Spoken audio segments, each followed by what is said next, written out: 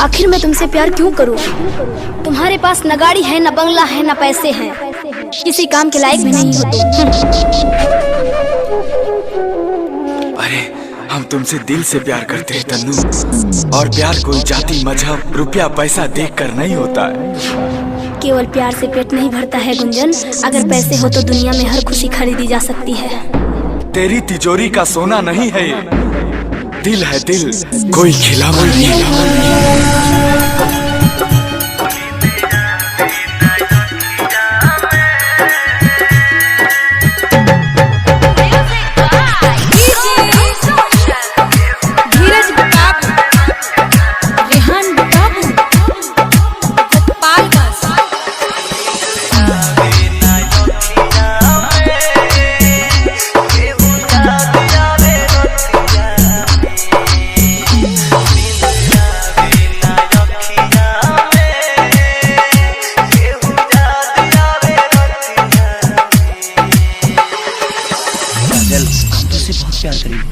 का कहला हो?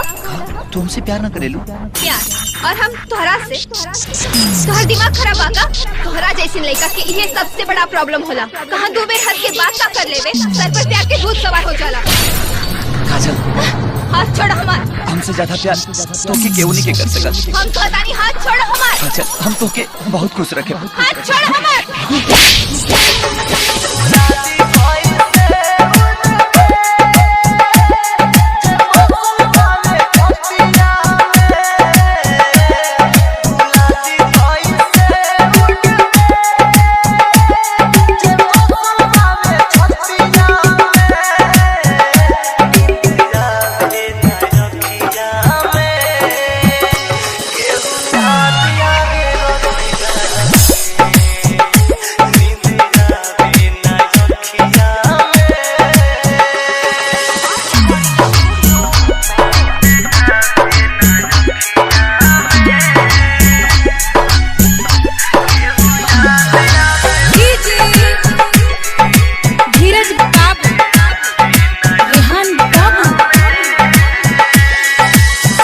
को लोग जब खुदा मानते हैं तो प्यार करने वालों को क्यों बुरा मानते हैं? जब जमाना ही पत्थर दिल है तो पत्थरों से लोग दुआ क्यों मांगते हैं? जो खून बहाया उसका गम नहीं, और जो पाया वो किसी से कम नहीं।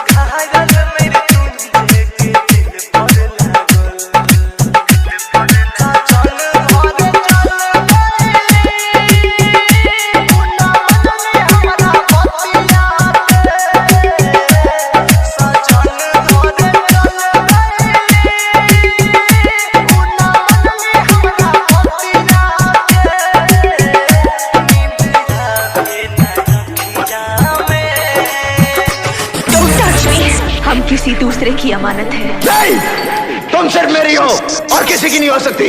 हम दोनों के बीच अगर कोई आया तो समझो वो मर गया।